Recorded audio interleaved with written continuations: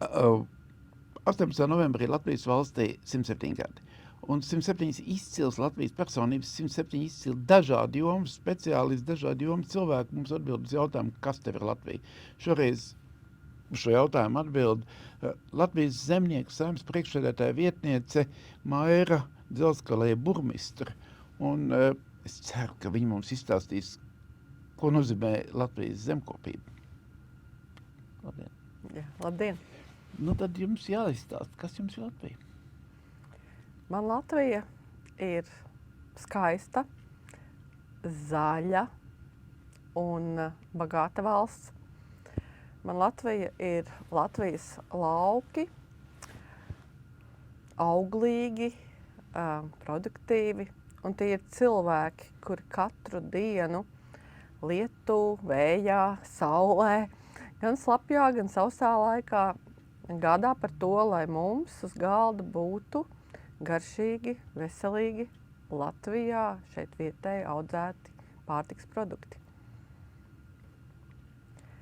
Man tā Latvija ir skaistākā zeme ar savu plašumu, ar savu darba tikumu un ar cilvēkiem, kuri ir spējuši šajos jau 35 gados atgūt atpakaļ pamesto zemi, uzcelt jaunas saimniecības, pilnībā pārstrukturizēt mūsu ražošanu. Un šobrīd mēs spējam pabarot sevi un vēl vismaz tik lielu valsti kā Latvija. Un tas ir pateicoties tiem cilvēkiem, kuri tic Latvijai, tic tam, ka šeit var uzcelt biznesu, var izaudzināt bērnus un var skaistā vidē dzīvot. Tomēr, kur attīstās pašlaik Latvijas zemkopība? Kurš ir tas ceļš, kur mēs ejam? Kā jau es teicu, mēs ejam par tādu lēnām, bet izaugsmes ceļu. Šodien Latvijas lauksaimniecība ir neticami, bet atspērusies. Ja tad, kad mēs stājāmies Eiropas Savienībā ap to laiku, mums notika daudz diskusijas, mums bija ļoti daudz pamesta, aizaugusi zeme. Un toreiz mēs uzlikām mērķi, ka mēs gribam apsaimniekot ap 2 miljoniem hektāru zemes. Toreiz mēs bijām knapi pie 1,5. Un mēs to esam sasnieguši.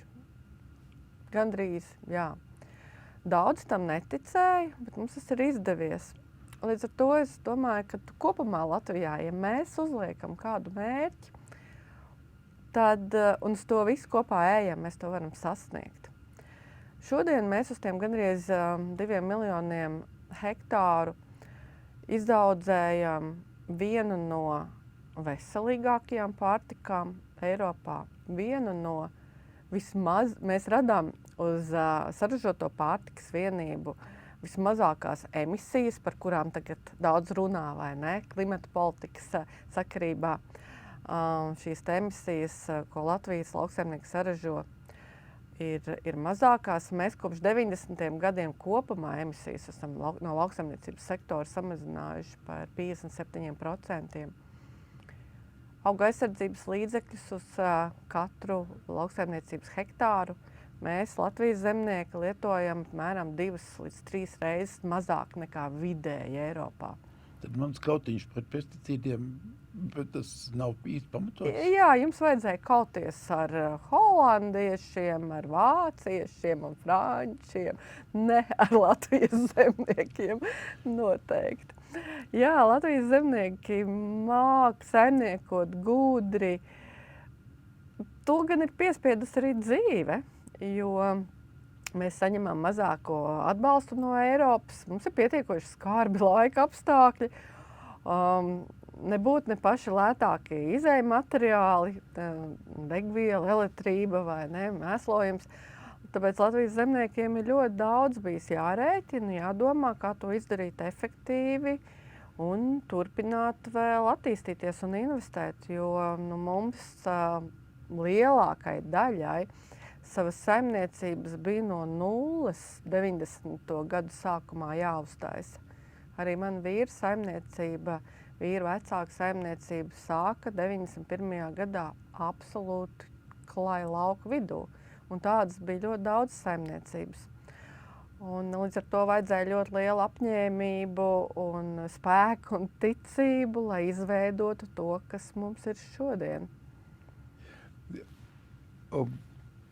Pēdējais, ko jūs vēlēsiet Latvijai no zemnieku viedokļa, bet kā valstī?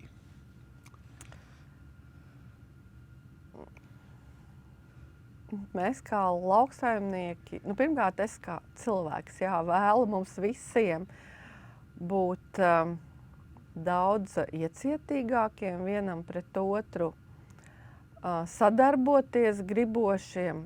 Un es domāju, ka pārējai Latvijas iedzīvotājiem no lauksaimniekiem ir arī ko pamācīties, jo mēs daudzi no zemniekiem, mūsu kopējais spēks ir kooperācijā. Mēs spējam sadarboties. Mēs esam izveidojuši Baltijā lielāko kooperatīvu un otru lielāko. Un tas ir tas veids, kā mēs iegūstam to tirgus spēku. Un es domāju, ka arī citās nozarēs vajadzētu daudz vairāk vienam ar otru sadarboties, jo kopā mēs varam būt daudz stiprāki nekā katrs atsevišķi.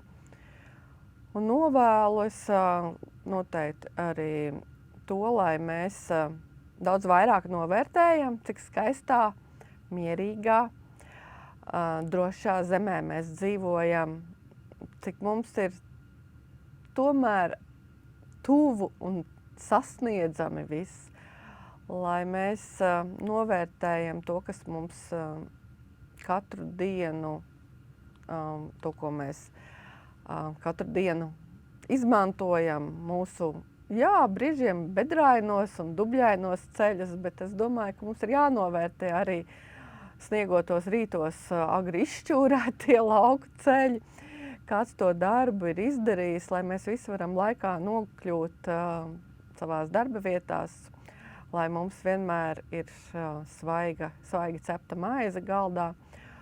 Tā kā es novēlētu visiem mums daudz vairāk novērtēt un beigt čīkstēt un sākt darīt.